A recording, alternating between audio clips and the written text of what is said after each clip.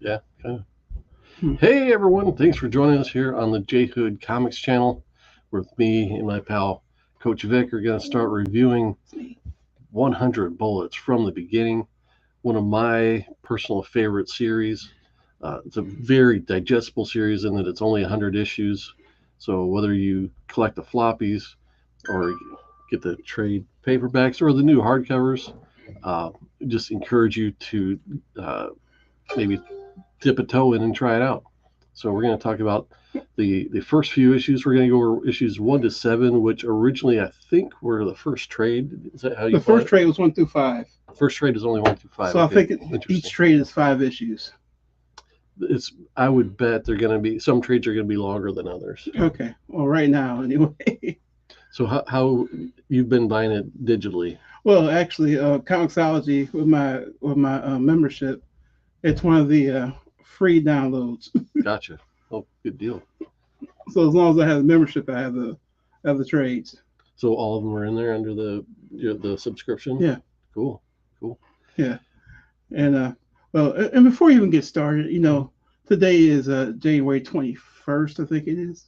Right? Sounds close enough. Yeah. So yesterday was Ice Cube Day. I don't know if you've realized that. And just shout out to Ice Cube because January 20th, 1992, Ice Cube had like the best day ever. He wrote a song about it called "It's a Good Day," and everything that happened that day he wrote in the best song ever. Okay. Well, if I had known that, and if I'd kept up on my StreamYard subscription, we could have played that as the intro and gotten a strike against us. But yeah. Here we are. And this is where I'd say, and we'll get to this, our episode right after this. And then I'd play the animation, and you'd sit around for like a minute, listen to the same thing you saw every other episode. Okay, done. Cool comic stuff happened. Let's say hi to our guests in the audience. John's Comics with Kids was the first one to join us. I know John's a big fan of 100 Bullets. I'm hoping that he can chime in with a few comments here or there when he has a chance. Got Matthew Poe with us, a longtime watcher, a follower of the show. Appreciate you, Matthew, for being here. Got Captain Comics. Ahoy, mates and mermaids. Good to see you, Captain. So, hi, y'all. So just so we're covering the first 7, and I told Victor not to dip into number 8 because I think the first 7 lay out a good kind of framework for what the series kind of is before it really starts diving further into kind of the story that's happening that we don't even realize is kind of going on in the first 7 issues. There are a few hints here and there, and we'll talk about them. But 7 issues in, what are your general thoughts about it? Well, I really liked the first 5 issues. The second 2 were really weird, and I mean, not to get too far ahead of things, but I just felt like they were borderline pointless because the main characters that they kind of just took care of that whole storyline within itself and hasn't affected anything else. Other than there might be 99 bullets floating around out there. Mm-hmm.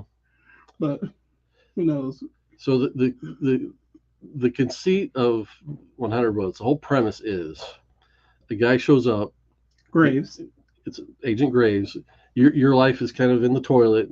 Something's happened in your history where like you are eating you got screwed over in life. Right. You're at rock bottom. Somebody screwed you.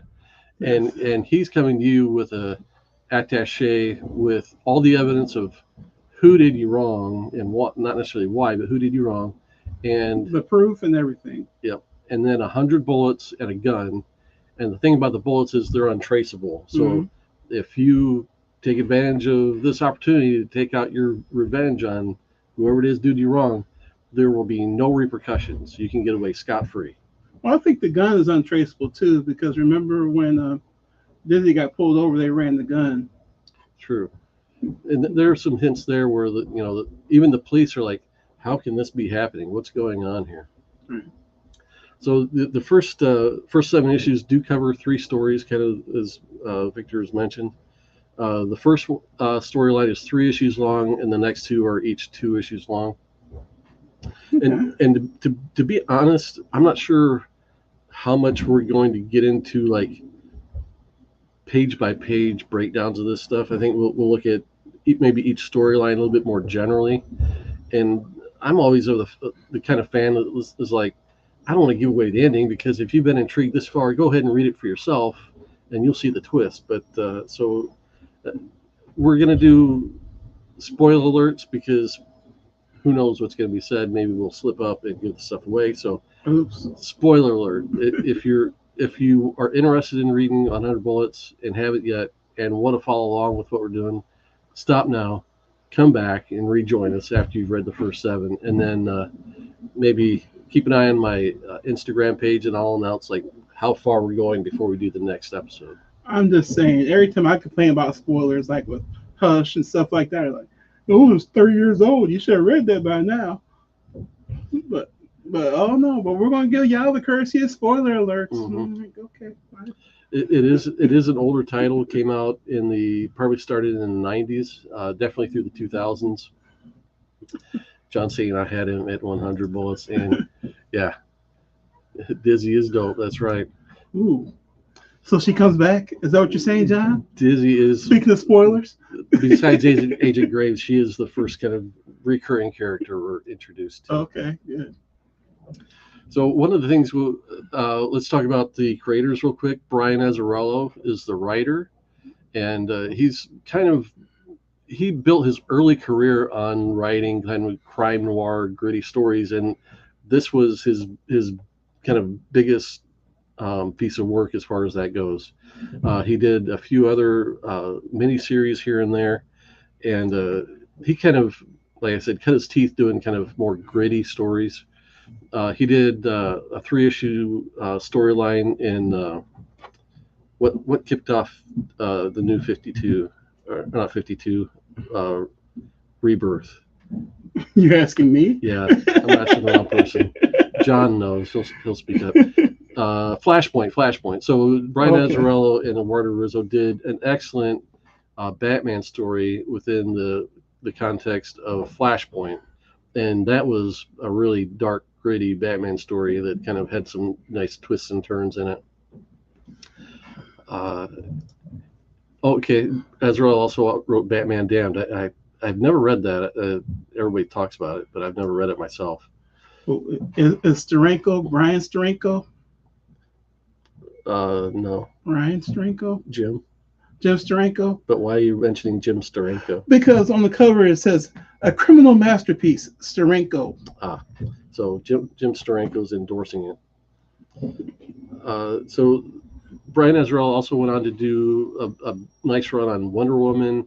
He's done some other more mainstream superhero things. And John knows firsthand. John has actually had the chance to interview him and actually asked him a few questions about 100 Bullets. Really?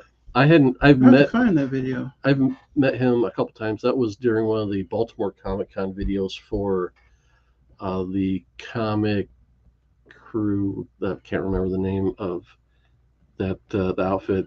It's escaping me that all those guys. So here's Old Man Hood again, where names are escaping me when I need them at hand. But like the Great Legend was part of that whole crew. They went to Baltimore, and John went with them as part of that crew and did interviews through the weekend. I've met Brian Azzarello myself at C2E2s many a time, and I've gotten a lot of my issues are have an Azzarello autograph there. I only met Eduardo Risso once, so I don't have nearly as many of his. But Brian Azzarello is a difficult guy to talk to. He is very gruff, and I was thinking about Does he this. talk like his characters? He talks like he doesn't have time for you.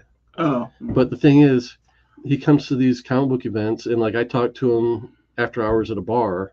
I'm like, I'd just like to get some background from you on like what works inspired you as far as 100 Bullets. Like, what were you reading?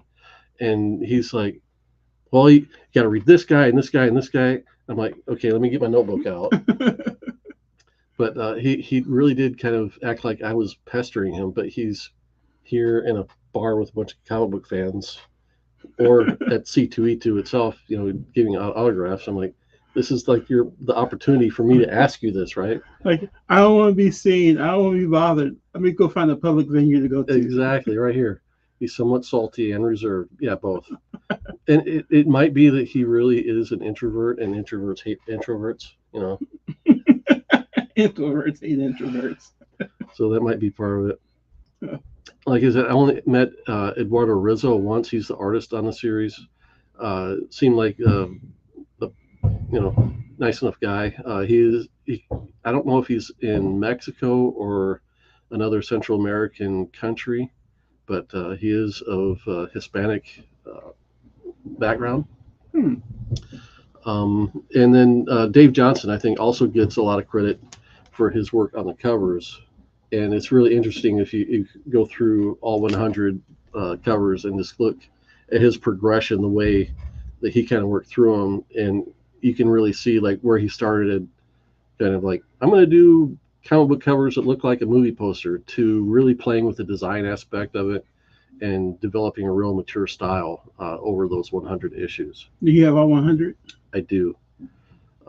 Actually, believe it or not, I was missing one up until about 6 months ago, and I never realized it until I went and bagged and boarded every single issue, and I was like, I'm missing one, and it happened to be a Lano issue. Like, he's focused on the cover.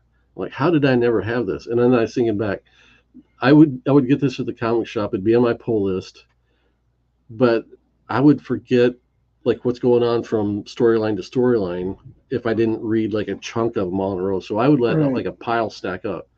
So if they just happened to accidentally miss one, I would have never known. I wouldn't even have looked at the number of the on the issue. I just pick up the next one and read it.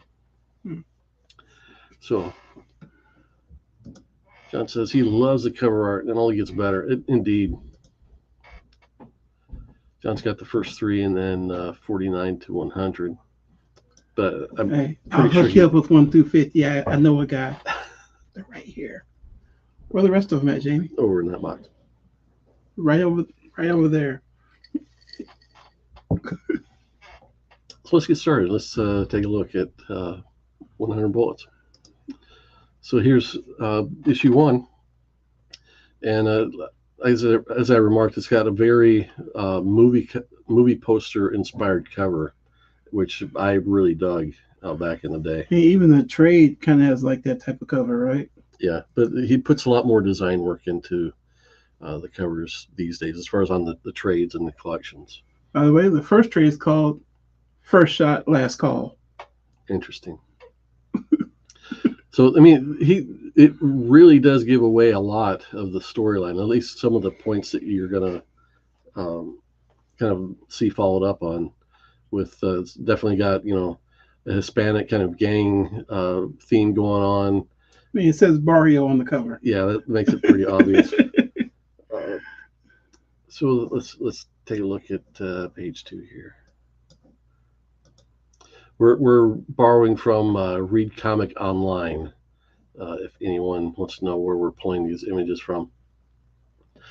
Splash page, I think, really gives a good, what do you call it, a sneak peek at kind of the ending, or foreshadowing. That's what they call it in English. Yeah. The one thing that I was just looking at this a minute ago that really stood out was the influence of Frank Miller on the series, especially as far as the art goes. It's definitely got a Frank Miller 100 or Sin City vibe to it, and I think it's incredibly apparent here.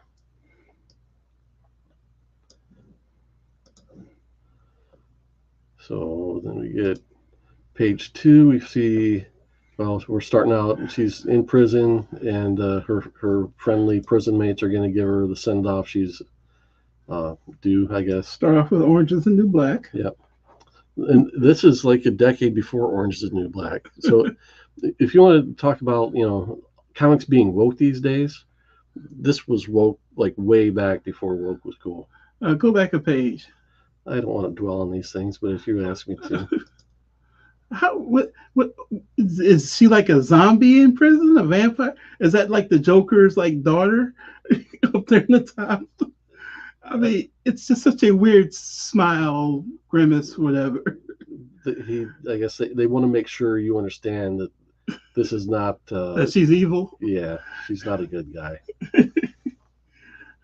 There's a long talk to say the county jail. So what's John got to say here?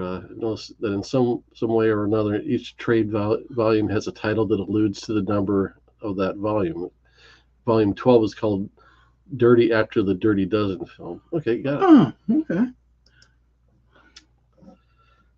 So, like we said, Dizzy is in prison. It's her last day. She's leaving, and on her train ride home, this is one other thing, and this is only you only pick up on it if you're from the area. I think a lot of this is set in Chicago, and that's because Brian Elo was from Chicago. Okay. So here we're on, rather than a subway in New York, we're on the L train in Chicago when Dizzy's on her way home, and here's this crusty looking dude showing up and making his presence known. And this is the introduction of Agent Graves, the guy that was the creepy looking dude on the cover.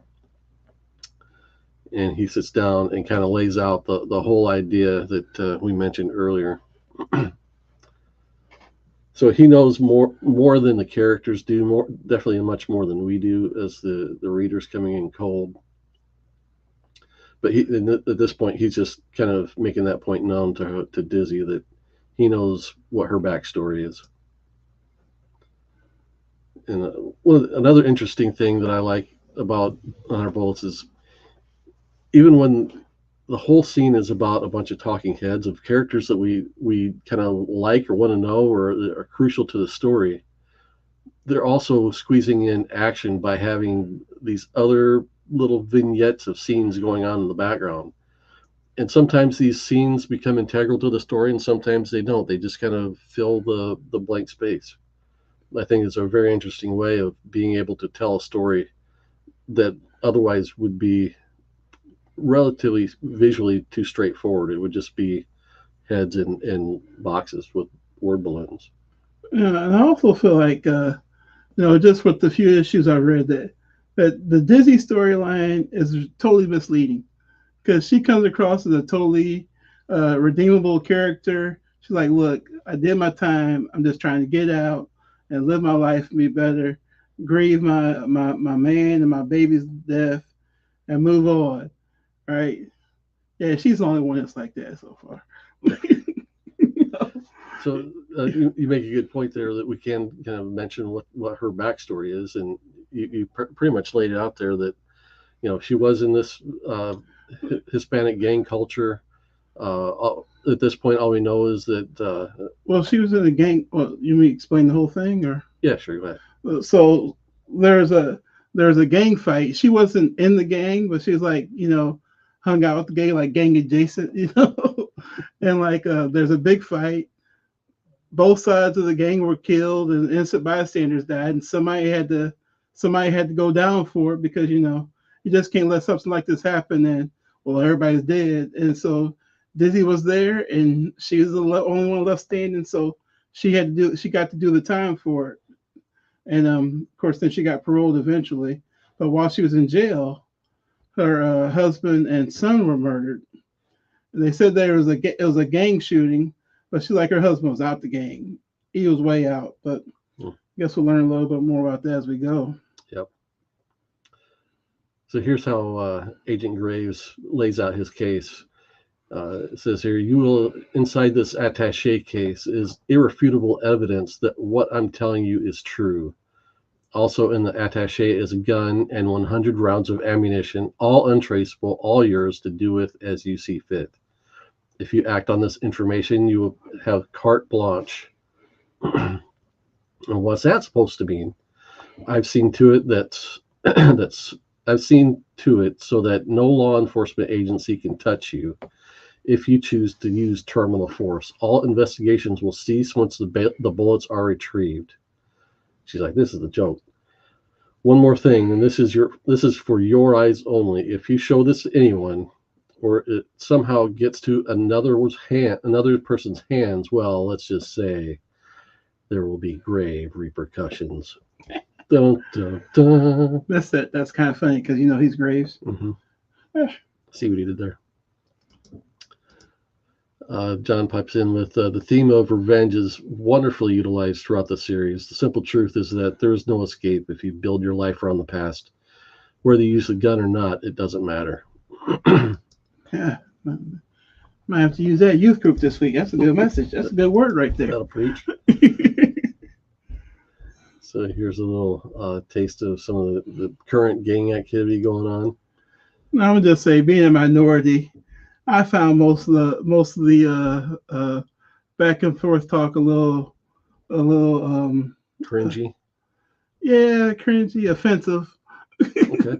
But I understand it was a time, it was a thing, and yes, I hate to admit, people did. There was a certain subsect of people that talk like that, so I just have to accept it. But so we have to point out that this is a white dude. Yeah.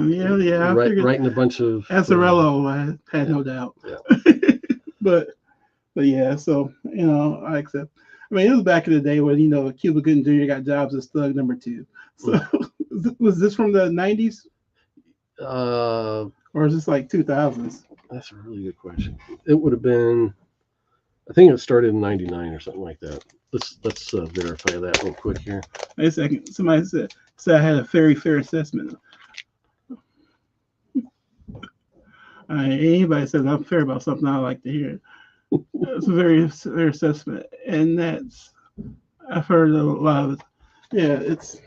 Yeah. So August of '99 is cover date for 99. Yeah. There's no reason for that. You couldn't do better than that in 99. Well, Azzarello was trying to. He's also writing Tough Guy.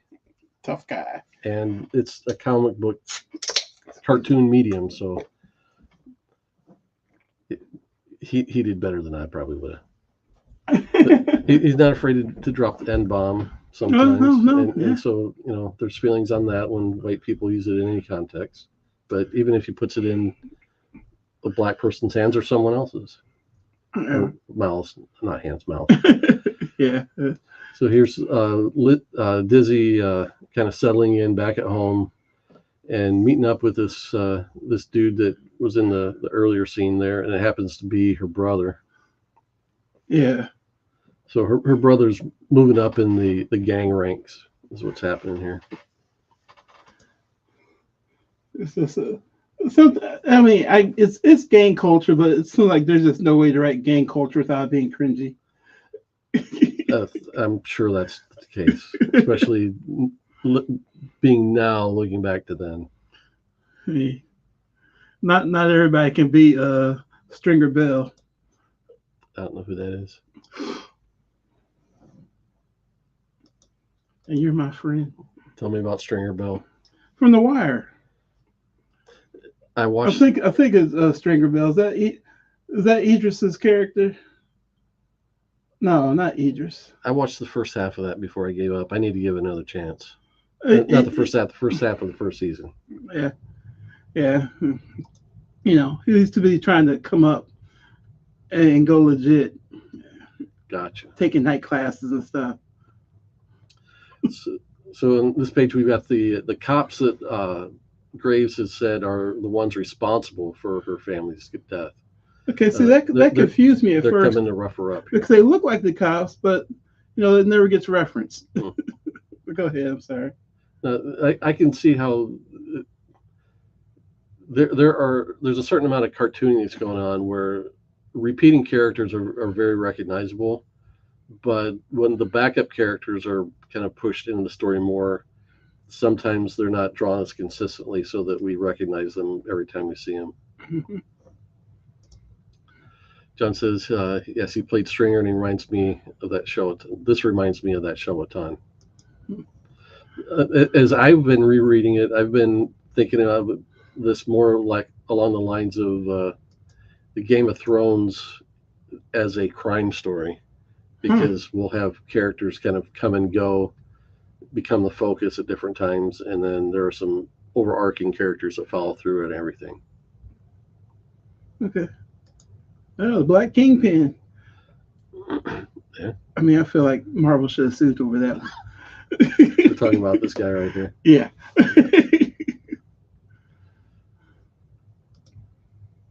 So cops are still roughing her up. I think they even take her in, but they let her go. Well, no, they rough her up that they find the gun on her, and they say, "Oh, there's no way that has to be a parole violation." Mm. And so that's why I said the gun's registered too, because they called it in, and they said let her go. They said, "There's no way. You ever hear of a con being able to carry a gun?" Right.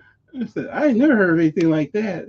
Well, it says we gotta let her go, so yeah, I guess we gotta let her go. But we gotta threaten you and warn you first, which is weird because they go from about to rape her to sending her away with a warning. So, and then they keep talking about, yeah, I didn't know he had connections that high, and we don't know who the he is yet. So that was interesting because I kept thinking, so they know about Graves or what? Yeah, and even further to the fact that you get the feeling that they understand like what they've done to her. I don't know that they know, that they realize. Oh, really?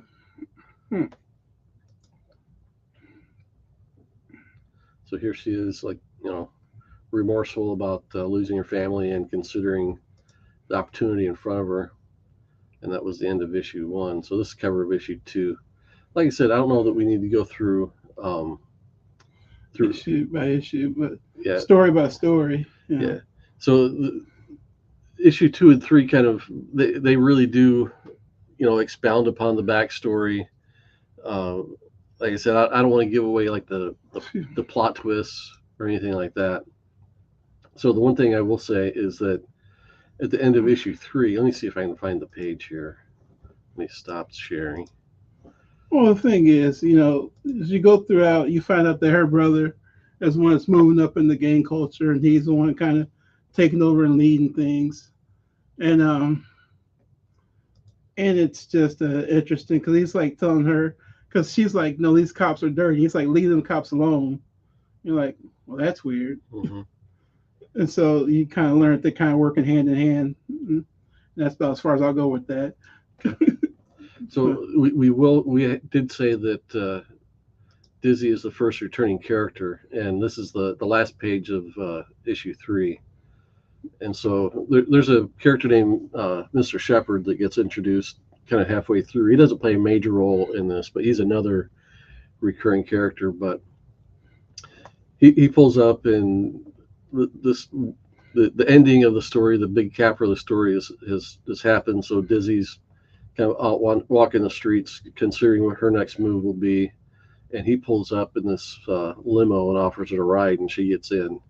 And this is the last we see of Dizzy for several. Well, doesn't he issues. ask her, you got, do you want to, take advantage of that? And she refuses to take advantage of the bullets because, she's not going to be that type of person.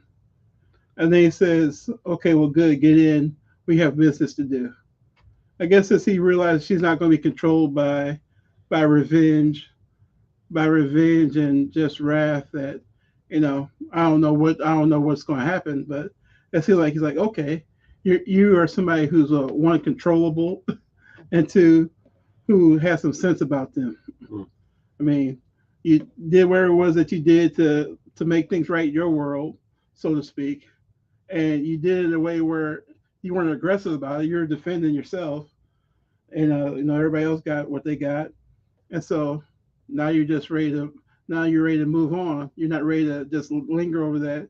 I need to take care of everybody. And so I think that once that happens, he's like, okay, I got something I can work with here. So get in the car. Interesting. That knowing that you don't know what happens next, it's an interesting take. Because you're right. That's the way that they've wanted to shape it up so far, is that she's got a good head on her shoulders. And in this moment right here, yeah, you're exactly right. Like I said, she came across as totally redeemable, so to speak. Even though I feel like Graves has nefarious plans for her, because I don't think Graves is on the up and up. I mean, well, that's just my general distrust for the law. But but is grave's the law? I mean, the enemy of my enemy is my friend, right? Mm. So this is the the cover for issue 4, which is the first cover for the next storyline. Oh yeah, I remember this guy now. I read this a bit ago, but as I see the pictures in the story, it comes back to me. Mm-hmm. This is another interesting character too. Yeah. So this is Lee Dolan is the lead character in this storyline, and he's a kind of a recovering alcoholic. I don't know that he's recovering even. I think he's just an alcoholic. He's in the bar. He ain't recovering. He's working in the bar. He's Sam Malone's the only guy I know that worked in the bar as a recovering alcoholic. Right. So again, I love the fact that the way they make this interesting by putting so much detail, so much light, so much background going on, and this fist fights get started over a bunch of nonsense. I'm sorry. Boy, I hate to use this as an example. But if I talked about wanting to sleep with your wife, you might want to start a fight with me too. As kind and calm as you are. But who would actually ever have that kind of conversation? I mean, if you were married to Megan Thee Stallion, maybe. I don't know. I mean, yeah, she definitely ain't that.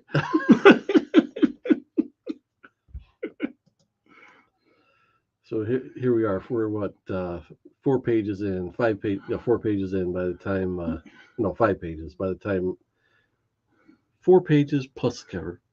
But Agent Graves makes his appearance with his famous briefcase. It's kind of the same kind of thing in this case. You want me to tell you what Lee Dolan's problem was? Yeah, go ahead. So Lee Dolan, they found some child pornography on his computer, and the police raided his home. Mm. And so he lost everything. He lost his family, his respect, his great paying job. I don't remember what it was. And he was a chef, wasn't he? Oh, yeah, he might have been a chef. And his whole thing was, it wasn't me. It wasn't me. Mm-hmm. So I didn't even see the pictures. It wasn't me. But he lost everything because all the stuff ended up on his computer, and the police happened to raid his home. So that's his predicament that he's in, why he's in the situation that he's in. So it's like the people, the first 2 people anyway. Well, no, all 3 of the people I've read about so far, they've had really drastic things happen to them because, well, we'll find out here in a little bit, because somebody else decided to have, somebody else didn't. Well, the first thing was somebody had to take the fall. This one, somebody's just bored. And I'm getting way ahead of the story, so I'm sorry about that. But somebody's just bored. And then the next one, hey, it's not going to be me. The next one's just CYA. Mm-hmm. So we got Lee Dolan down here. I was framed, and Agent Graves said, "That's right, by her." So this is one of the classic crime noir storylines, the femme fatale that does somebody wrong. Yeah. So he's thinking it through, trying to figure out how he's going to approach this. And his first instinct is to go to the peep show, which you gotta think somewhere. You need to go someplace to clear your mind. This is what reminded me of Game of Thrones, because you don't know who to root for. Nobody is actually pure of spirit in this thing. Hey, I rooted for Tyrion Lannister the whole way. Mm. Well, maybe Dizzy is our Tyrion. Oh, this guy sees more Tyrion. Point taken. So he's actually in love with one of the girls here because his life has gotten that messy. I don't know. Because he's never listened to T-Pain sing about being in love with a stripper. He's not like, I miss my wife.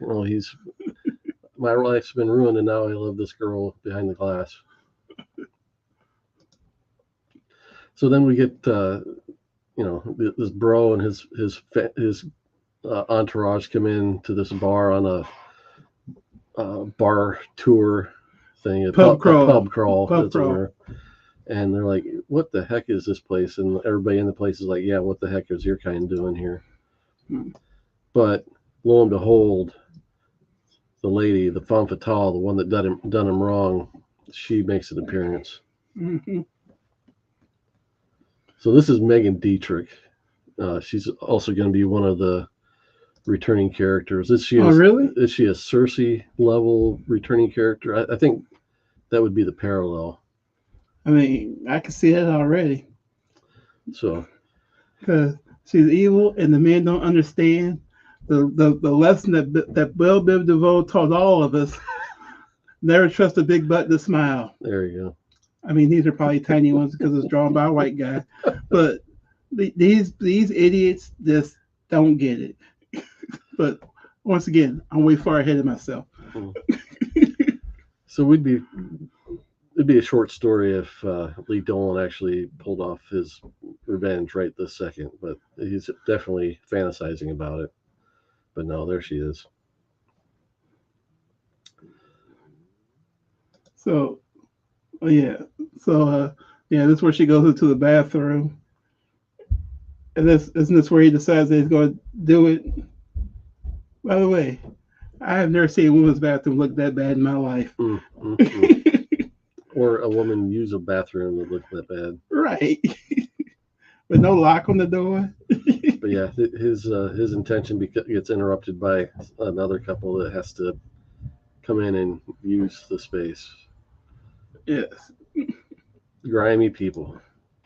I mean, and it's like you can tell she kind of knows that something's up, right? Because she's done dirt and she don't trust people. You know what they say is like when you look at people's squares because you don't trust them because of something that you do. Yeah. So he pickpockets this thing off her, this little takes her a brooch or a pendant. Yeah. And the symbol on this is a recurring. Oh, okay, so that's something important or motif. Yeah. So they do an excellent job in the first couple storylines here to just hint at there's more to this than Agent Graves and his offer with the gun. Next issue, 5. So one thing that Dave Johnson does with the covers as well is he kind of uses a theme or a design motif for each cover within the context of a storyline. So we would flip back to the cover for issue 4. You'd see that he's using color blocking with images in it and stuff like that. Well, there's a symbol you're talking about, 13 in the hand. Mm-hmm. You really can see it clear there. Yep. John comes in with every accusation is a confession. She's a wonderful femme fatale.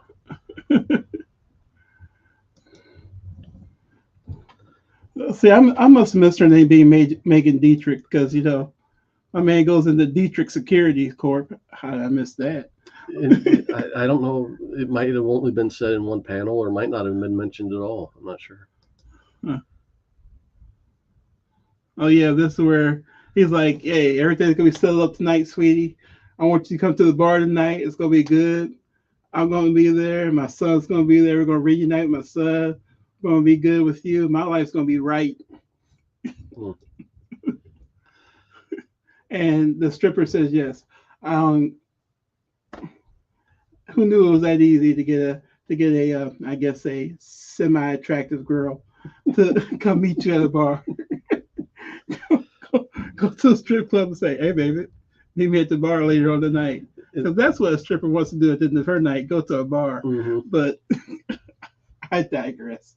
And I think they do a good job of, if you've ever been around somebody that's drunk or, has a alcoholism habit, they come across a certain way when you're talking to them. And I think that if you pay close attention to the body language in the in the panels in this sequence, I think that comes across pretty well. They don't call it liquid courage for nothing, right? Right. So by the next day, he's dried out a little bit more, and yeah, he's going up to Megan Dietrich's office to Dietrich Securities Corp. to return that pin. And so this even here it says on the panel, so you don't even know who I am. But she says, sure I do. You're a lifesaver. So she remembers him as the bartender, but not the person she's done wrong. Or she's saying he's a lifesaver because he brought that pin back. No, either one. Since you said it's so valuable. Of course, I wouldn't know about that part yet. Yeah. So I can't remember like how far I can get into this without. I mean, I can just tell the whole story. So my man Logan is there to off Miss Dietrich, and she said, "Hey, I can." Then she explains to him the whole thing about me and some girls were just having fun, and we put down like 7 people's computers and kind of just ruin their lives. And we don't know how the raid took place. I think she said she didn't know how the raid took place, but somehow that raid happened and it ruined all those people's lives. But what I can do for you, I can make you wealthy. Your son applied for that medical school he can't get into. Bam. She goes to the computer, does something, and all of a sudden his account's fat, his son's account's fat, and everybody's account's fat. So I can just do this for you if you walk away. And like he's going back and forth and like, no, you ruined my life. But my life could be changed. You ruined my life. My life could be changed. And then he decides to do the only thing that any sane person would do is take the money and leave. But I guess this one I can go ahead and say because he's an idiot. Miss Dietrich says, "Yeah, but before you go, you need to leave the gun with me because I just can't have you walking out here with a free revenge in case you change your mind." And so she leaves the gun. He leaves the gun with her, and he walks towards the door. See what I did there? So can you imagine what happens next? Yeah, he gets in the back, and then she deletes all the accounts. And then this is how you know this is a whole different level of evil, because her security comes in and says, "What's going on?" And she says, "I need you to take care of this for me." And they just remove a dead body from her office. So once again, they'll let you know there's something entirely different going on here. Yeah, and I don't remember what the deal was with the guy in the Hawaiian shirt, right? I didn't realize because there's a while this is taking place, there's somebody in the helicopter shooting up a building. And I still don't. I mean, and maybe I'll learn about this later. You will. But I'm just like, this is the weirdest thing. This is why people don't like comic books. They don't explain stuff to you. I mean, I was all kinds of confused. Like, is Graves out there shooting her up just in case this idiot doesn't do it? What's going on? Let me go back and find. Because they killed the guy in the Hawaiian shirt, I think. No, they don't. Oh, well. We'll see him again. So here, let's show this. So this is one of the pages we were talking about. It's helicopters coming in, and we got this thing happen in this other space while they're having their conversation. Yeah. Yeah. And so, he's, I'm going to kill you. They said, I can make your life better. And, it just goes on and on. But once again, this idiot. I need to go back and reread this because it's going to be pertinent to issue 8 when we get to it. Oh, you mean the next issue for me? Yeah.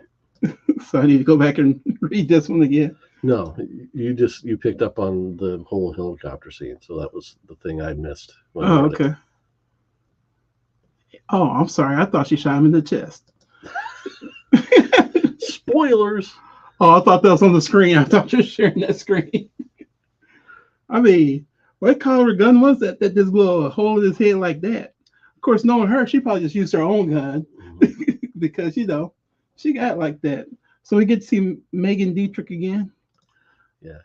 I'm kind of curious about her character now. Let me check this one last thing. I want to want to show that's important to the storyline, the overall storyline. So, spoilers: Megan survives to the end of the issue, but she's kind of chilling now, and she's got this news she's reporting to somebody. Again, shown off screen. Here we only see his legs, but I have a disturbing bit of news. Graves isn't dead. And Yeah. at that, whoever that was is so bad that he killed his own dog with a knife. Oh, that's so disgusting. Uh-huh. So it's a big deal that the fact that Graves is running around giving these people guns and bullets because apparently he shouldn't even be on the Why'd planet. she kill the dog? She didn't. It's this guy that's sitting off panel. She's in her office still. Oh, okay. This looks like it's some kind of international compound. This dude's out here chilling on the veranda. Okay, I'm with you. I'm with you. I see the seagulls, so he's got waterfront property. Yep. Like John. But yeah, so that's interesting. Like, kills a dog, yeah. Peter must not have read this book. No animals were harmed in the making of this comic book. Of course, I mean, if Lee got to go, at least he set his son up right. Because it's an ad. So, an ad for Farrell Zound's comic. Because, at the end of the issue, Lee's at the bar waiting for his dad, and then the stripper comes in, and those two hit it off. Oh, on the last page. Yeah, that's at the last page. Mm-hmm. Yes, and those two hit it off. And add another 0. Here, I'll go back. Yeah.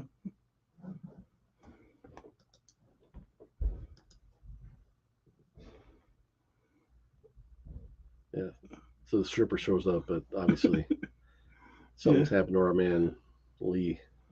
Yeah, so the stripper and Lee's son end up hitting it off. Are they going to return too? I don't think so. I can't say for sure, but I don't remember Lee Dolan coming back as a continuing. Who's the artist there? So Farrell's Lounge. I'm guessing this is an ad for that. Not this, for the comic book for 100 books. Oh, say that again. Who's the artist? Eduardo Risso. I mean, these people. Oh, there's 2 more stories, isn't there? There's 2 more characters. Because we got the grandma who comes in and confesses. I don't think they had that page in here. Well, it says 100 bullets, so I'm assuming it's the new one. Come on. We want to go to issue 5. No. What issue are we on? 6. Try 6.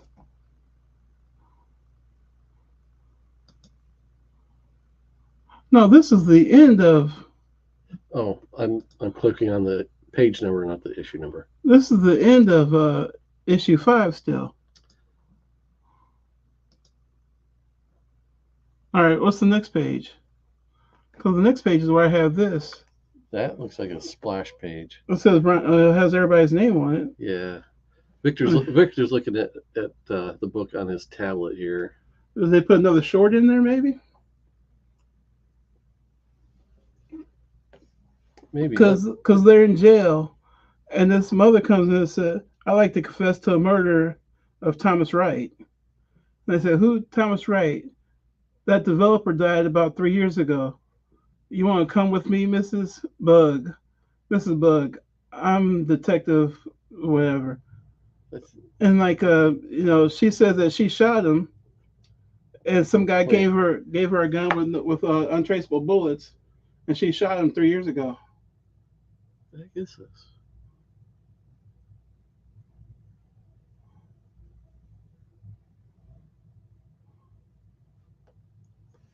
Does it have cover breaks?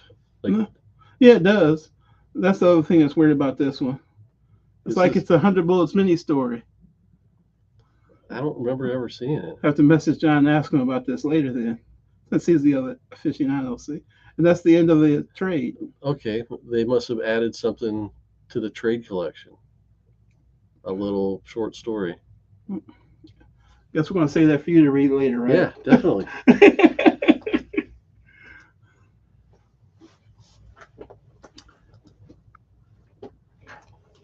All right. So issue 6 introduces us to a couple characters right off the bat. This is a flashback to when they were young. Here we meet Chucky and Pony. Oh, I never did catch on to that's when they were young. And they're out here rolling them bones.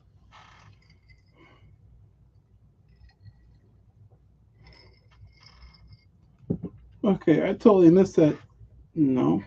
So the context of this conversation here is, I think, let's see, make sure I can get the names right. They're just talking about. They're basically talking about is split second chance. That's the name of the second trade. Mm-hmm.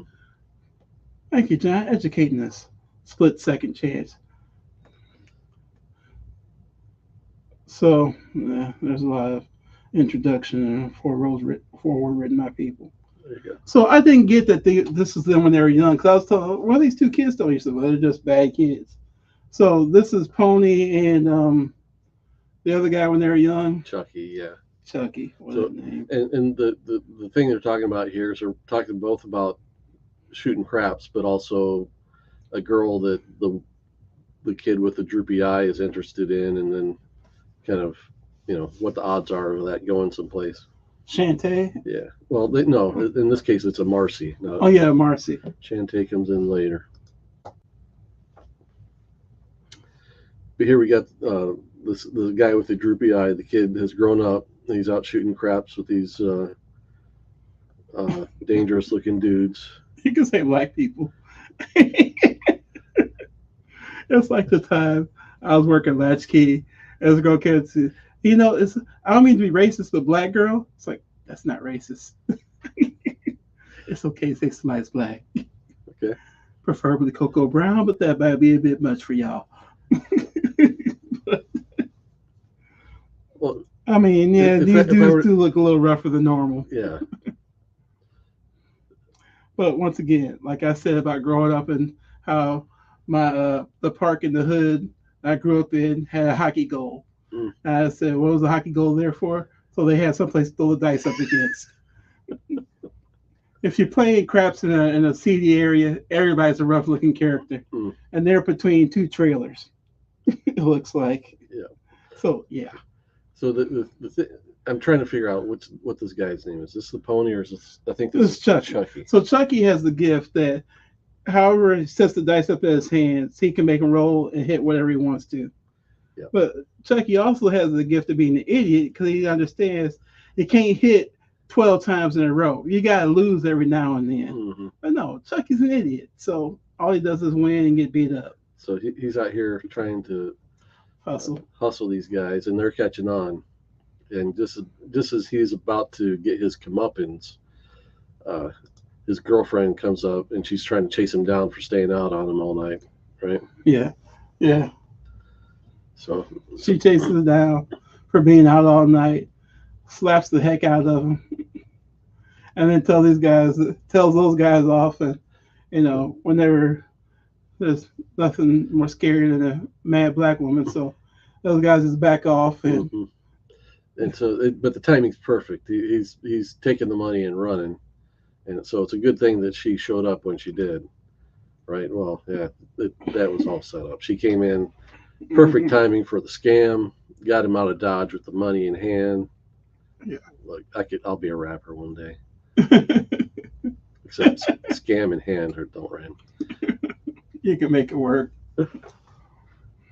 So yeah, these two have got a long-term relationship going, and the thing is, our friend Chucky here, he owes somebody, and the somebody he owes is this person.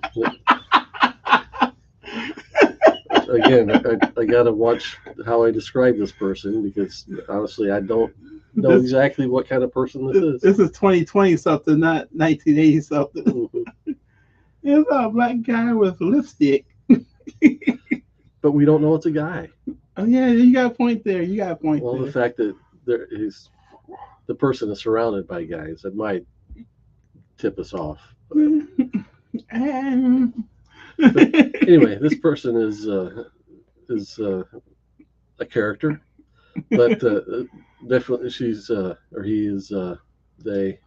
Man, I'm getting it all wrong. All right, so so this person Chucky owes a debt to because Chucky's been locked up for 7 years, and he's been spending the last year trying to make money by gambling, and he took out a loan from how can we not know this person's name?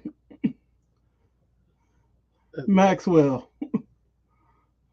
I'm gonna say it's Maxwell because that's the name on the marquee, right? yeah, it's Maxwell Secret Club, Maxwell, and so he owes Maxwell a lot of money, and he's like, look, I've been nickel and diamond trying to get you your money back, and Maxwell like, oh, we good, baby, we are good. Like what? So, I'm tired of dealing with you, so I sold your what's it called? Marker. I sold your marker for 80 cents on the dollar. I figured that's more than I'm ever going to get from you. And they're like, well, who'd you sell it to? It's like, I sold it to Pony. His old friend. His old friend, Pony. And Shantae is like, right, that's great. Yeah, it's your best friend, so we're good. I said, no, it ain't great. Here's the problem with owing money to your best friend. Best friend like, nah, it's good. I mean, I've owed Jamie $500 for like forever. He's like, no, don't worry about it, Vic. We're good. So we're good.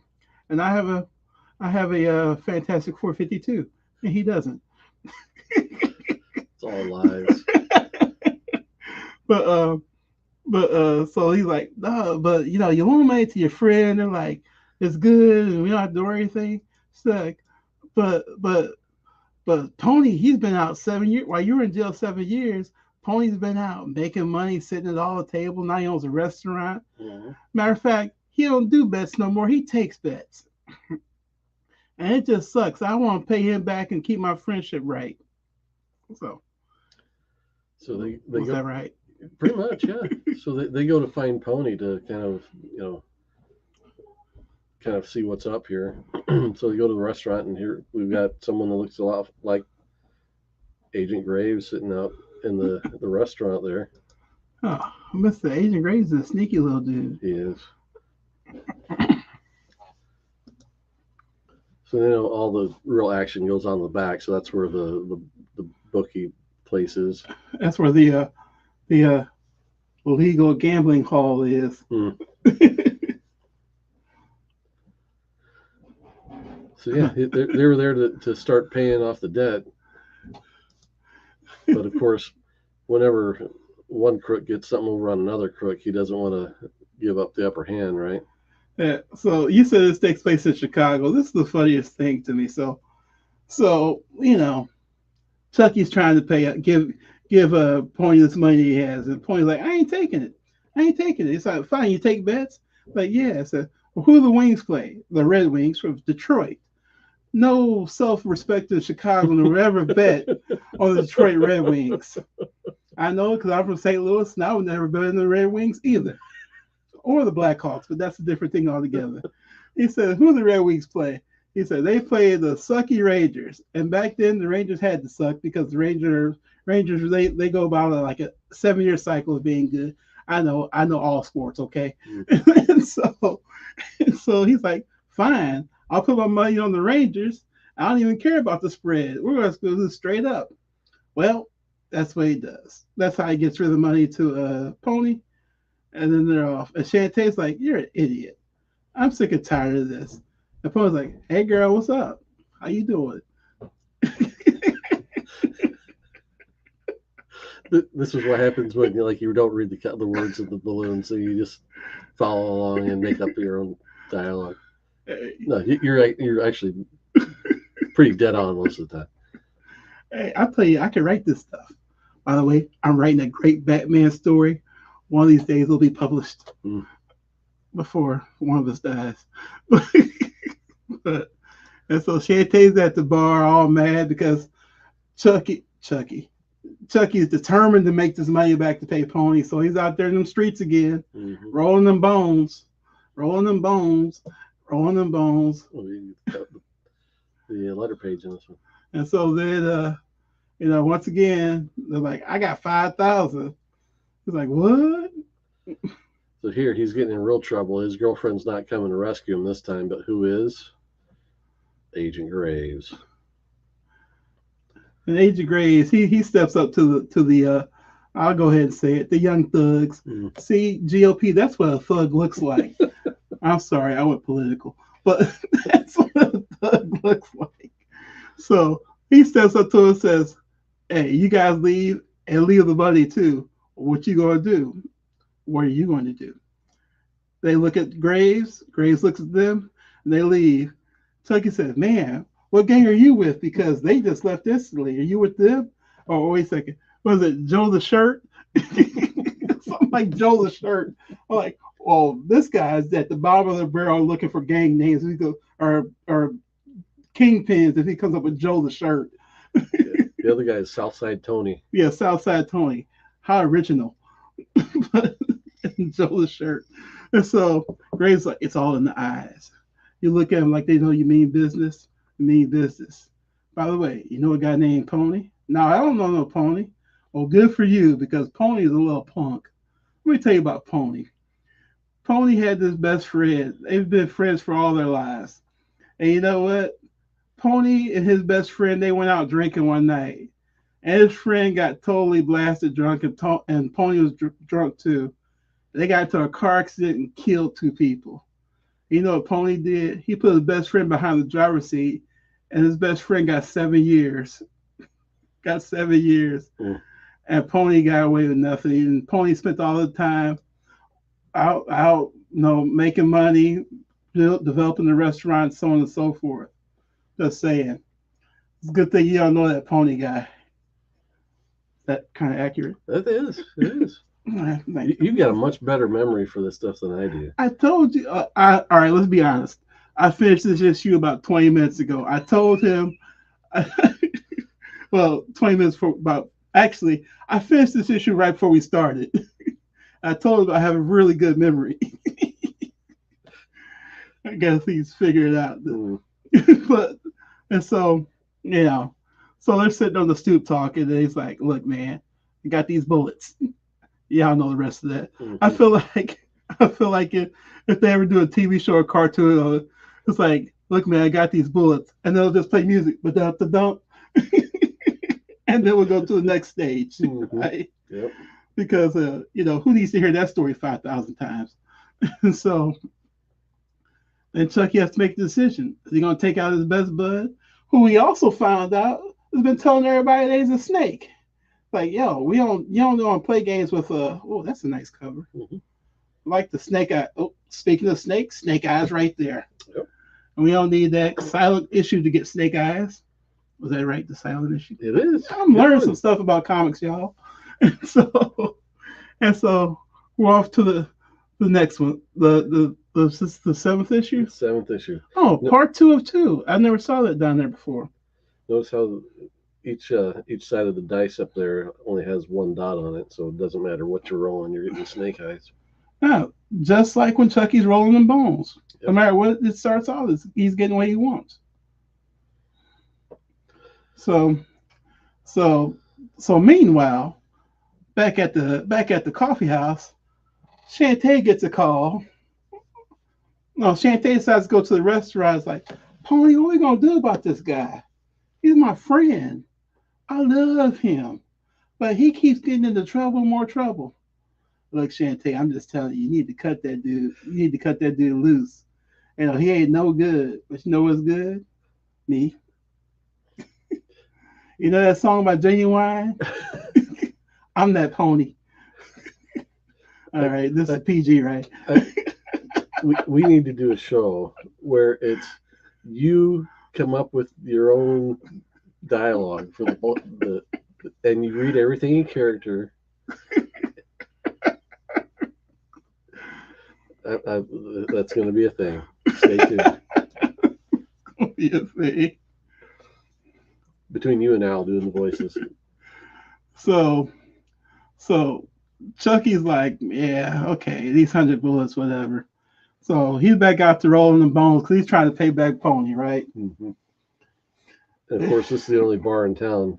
They go back to Maxwell's. Oh, they're back at. Oh yeah, because he's back at. Oh, that's it. My bad.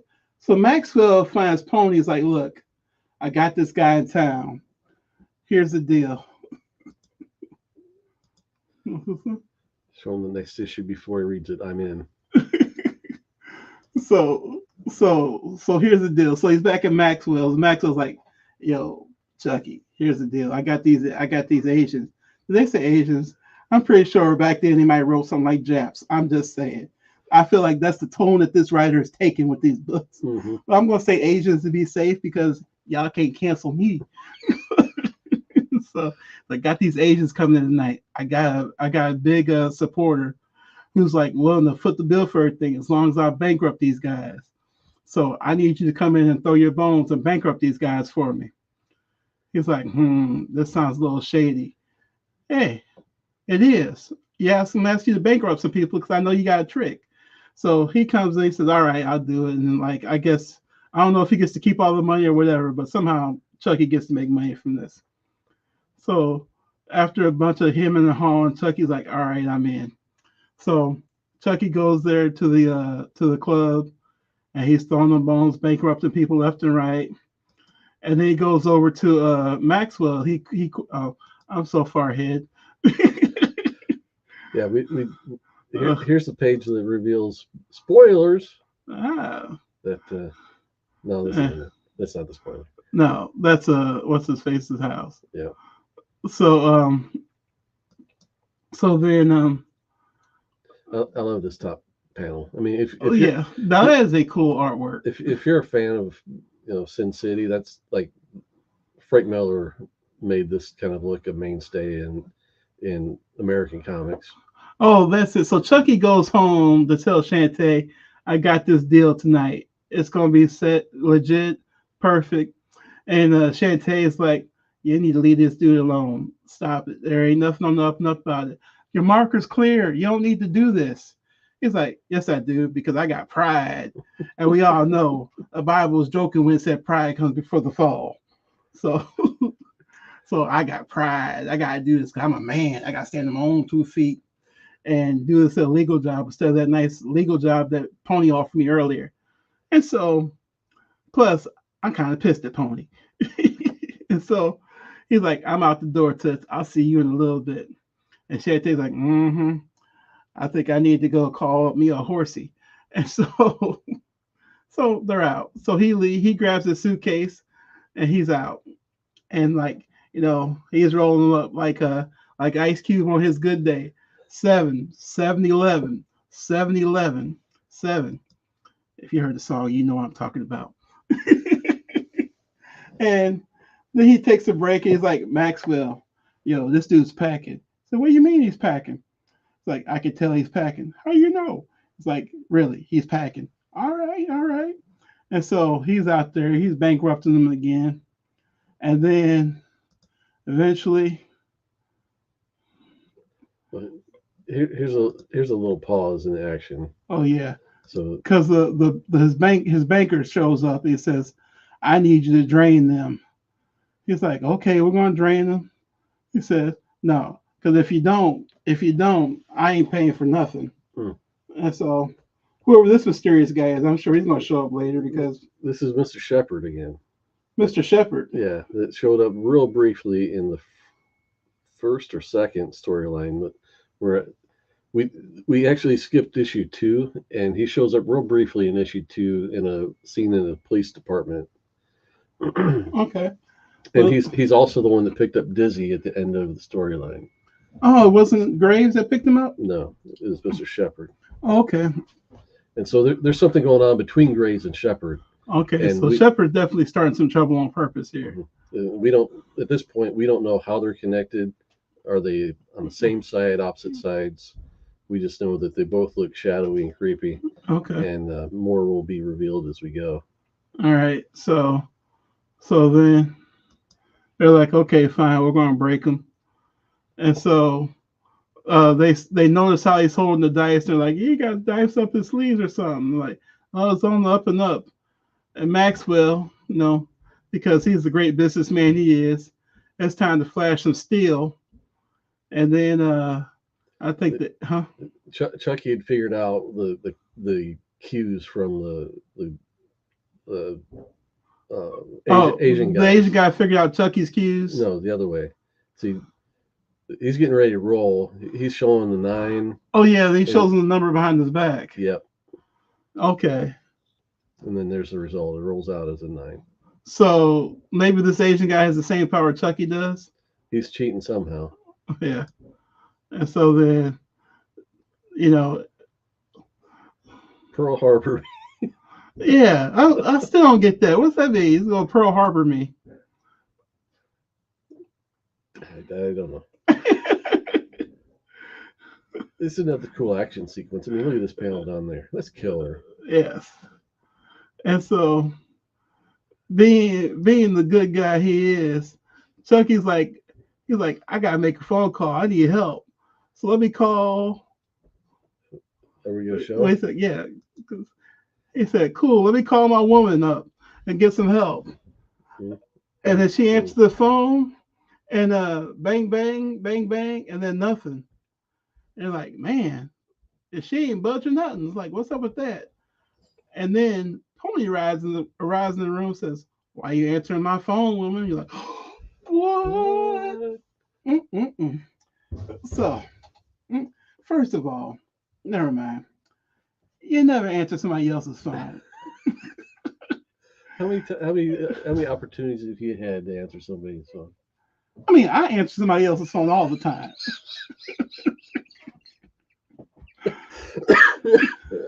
I'm sorry. I guess I should rephrase that. If you're doing dirt, you never answer somebody else's phone. I have zero problem answering somebody else's phone. I got a couple things. Oh, okay.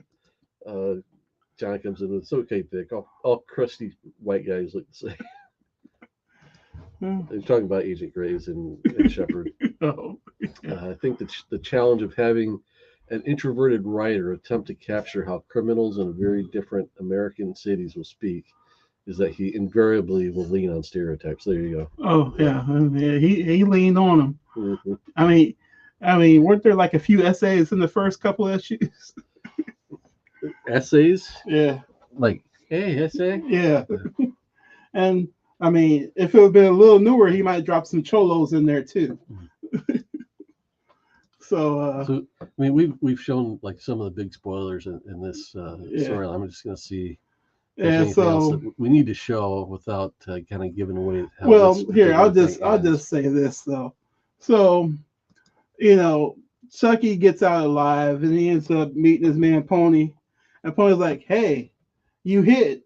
The Rangers covered." He said, "Did the Rangers win?" He said, "No, they didn't win, but they covered."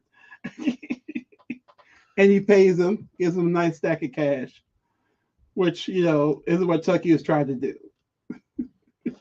So we can show this. We won't show how it ends. Well, that's good because I don't know how it ends either. So this is page 22 of 24. So at least they get to this point. They're taking each other head on. Yeah, Chucky finally confronts him about. Don't worry, Vic. They will visit East LA and Mexico City. Great. So Chucky comes clean about, "Well, Pony, I heard you did this, and this, and now you tell everybody not to gamble with me and so forth, make my name mud. And so what's the deal?" And Pony's like, "You're an idiot." And so they get into an argument and they pull their guns on each other. And Shantae's like, "I need to rescue my man." Which one? Go to the next page. Or you got something else to say? No. She says, "I need to rescue my man."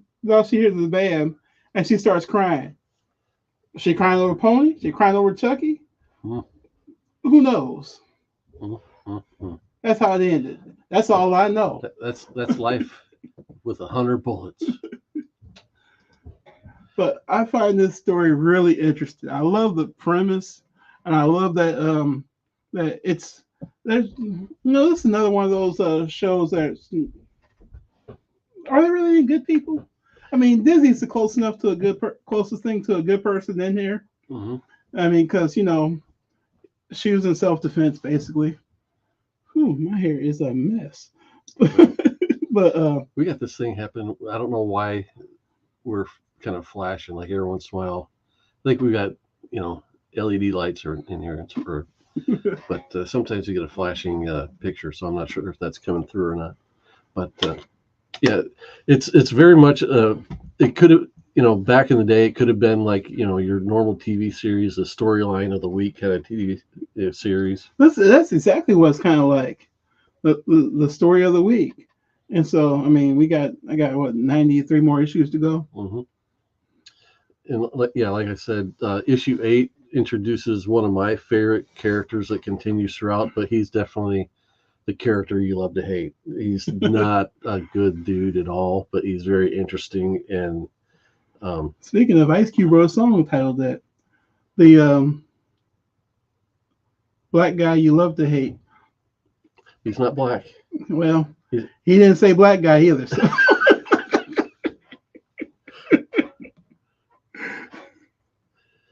So yeah, so if you watched to this point, tell us how we've done with our coverage of the beginning of 100 Bullets. Let us know if you want to see, are we doing showing too much, not enough.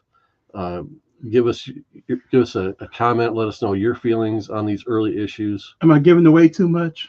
Yeah. But once again, it's been out 20 years. Yeah.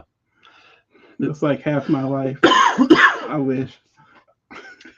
So for me, rereading this is part of my effort to, I don't say fall back in love with comics, but I want to dive into the things more that I do like. I found myself getting too negative about what I don't like.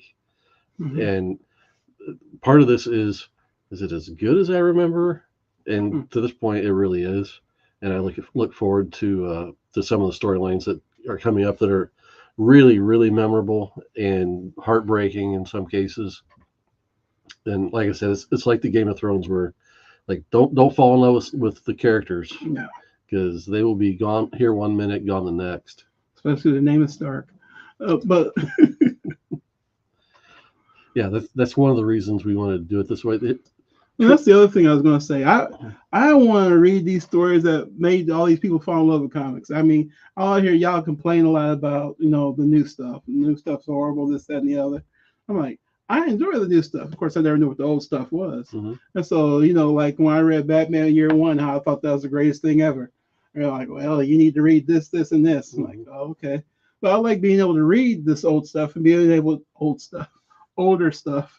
And being able to discuss with people who have read it and actually kind of reread when they're rereading it again, and we can discuss it together. So that's what I really like about this, and other stories that we plan on doing throughout the year. Yeah. So Al wasn't part of this, partly because we didn't ask him, but also because every time I mention 100 Bullets, his eyes roll all the way to the back of his head. I can't believe you like that crap, Jamie. But by the same token, that's the worst Al ever, by the way. Al is on board for doing this kind of thing, so we're going to be doing more of this kind of, we're going to call it read and reread, where Al and I are reading some of our favorites, and Victor's going to be reading it for the first time to get a new person perspective, old guy's love for the material, and just kind of see where it goes from there. So look for that from us real soon. See, there was one other thing I was going to mention, and I've totally forgotten what it was, but it can't be that important. Oh, so just full reveal. I did this on my own. I did an episode, a little recorded video of the first one episode each for the first 3 storylines. And as I was editing the first one, I realized how bad and terrible it was. I was so monotone. I would not have wanted to watch it myself. So this is take 2, and I think it came out much better with the flavor that Coach Vic adds to this. Hey, everything's better with chocolate. There you go. we're like half a Oreo right here. I mean, how much there was church this morning with a chocolate presents? Our church usually has chocolate presents, but Yeah, I you bring know. more. I mean, never mind. See, this one I was about ready to get in trouble. See, but yes.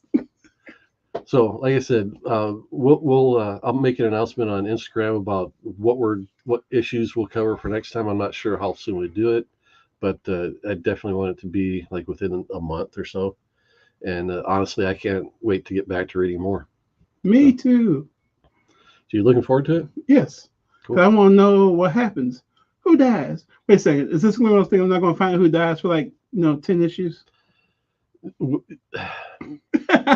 Yes. Then, so I'd say up until issue 50-ish, we're going to get a lot of these characters being introduced, and some of them will make appearances before issue reappearances before issue. So 50. This really is like Game of Thrones. Yeah. All right. But each storyline is for the most part, is very distinctive in what it does and what it accomplishes. But they do also have like single issues mixed in here too. Now, I will reiterate what I said earlier about the whole Chuck, Pony, Shantae storyline. I mean, it seems like it's a waste of 2 issues if they're both dead, because we learned about them, we got background information on them, and everybody, for their story to become obsolete. So we'll have to keep a tally to see like who does reappear here and there. From memory, I don't have a great impression of any of these characters coming back. Which, to your point, it makes them very much a Indiana Jones type of a situation. Yes, Indiana Jones did nothing to change the movie. John says issue 50 is his favorite. It's a total game changer. Is that why you started with 49? I don't know. No, I was talking about John because he has one, then 49 through 100, I think is what he said. Right. So, all right, so we'll wrap this one up and look forward to our next little stack. And we have a show Saturday. We do have a show this coming Saturday, and we're actually going to be talking about Jack Kirby in his Jack Kirby post-Marvel. We'll say his work in the 70s. We'll look at it from that standpoint. It's kind of weird, hard to digest. I mean, really, I have to watch other shows so I can learn about other comic people. But I heard our friends on and This Is Why I Love Comics podcast talk about their reading of the Black Panther series that he did in the 70s and how it was kind of weird and difficult to penetrate, and how a lot of his work from that era seems to be that way. And we're just going to talk about a few of the titles and kind of give some backstory on why it was kind of like that. Okay. So John says he had read in trade and then started collecting the monthlies at 49. Oh, okay. All right. So was this once a month for? It was a monthly comic, yeah. Holy cow! What was that? 100 months? 2 years? Well, that'd be 24 issues. Oh my! 4 years. See, I did 52 weeks. I did 52. Like 52 weeks a year. That's 2 years. So 96 divided by 12 is what? That's a number. 96 divided by 12. That's 4. I'm bad at math. Don't ask me. Roughly 4. 12, 24, 36, 48. So about 8 years. A little over 8 years. Really? How are you supposed to keep up with that stuff? I mean, it's hard enough for me to keep up with. I can't even remember the new thing. Oh yeah, I think Card Academy. Okay, so this is why comic books get relaunched all the time, because everybody wants to start at number 1 and doesn't know, like, if they can dive in kind of in the middle. I think the way that this story lays out, especially on the first up 50 issues or so, give or take, Mm-hmm. You can come in if you're picking it up on the first issue of the storyline, you're in. It's not going to be that hard. It's like I read some like Comics Are Dope said that this is the perfect time to jump into the Superman storyline with this. I think it's issue whatever, the one with Cowboy Superman on the cover, who looks black, but I'm sure he's not. So I was like, okay, I'll jump in. I'll read a Superman story. Mm-hmm. Yeah, this is. I mean, this is published by Vertigo under, by DC. Okay. So, and Vertigo was known for doing DC's more edgy storylines, and things like this were actually, I think Eduardo Risso and Brian Azzarello probably own this, and I'm surprised they haven't made a TV series out of it. It's perfect Right. for a streaming series. Oh yeah. But so they were publishing Sandman at the time, probably towards the end. Swamp Thing, Constantine was big for them. Planetary is being published under Wildstorm. Um, but they had a ton of stuff going on at a time that some of it's just escaping me. But Vertigo was like in their prime when they were rolling 100 bullets out. Okay. But let's see. John says balancing long and short short for storytelling is very difficult for sure. I believe it because it. I mean, how often can you just wrap a story up? And it's weird that in the same run you would wrap a story up and start a new one because it's like you get all revved. Like I keep joking, we can't get in on Nightwing, but nobody seems to have an answer for me. On what? No? Nightwing. Everybody I know reads it. I mean, it's one of the 2 or 3 books you read. Mm-hmm. Like, well, I want to get in, but no. And it's a one. Tom Taylor's work on that is very referential to the Chuck Dixon work on the main Nightwing series back about the same time period as this in the 90s and early 2000s. All right, so we really are going to wrap this one up this time. Yes. Come back again and see us. We'll remind you to keep your priorities straight. Faith, family, comic books. We'll see you next time, guys.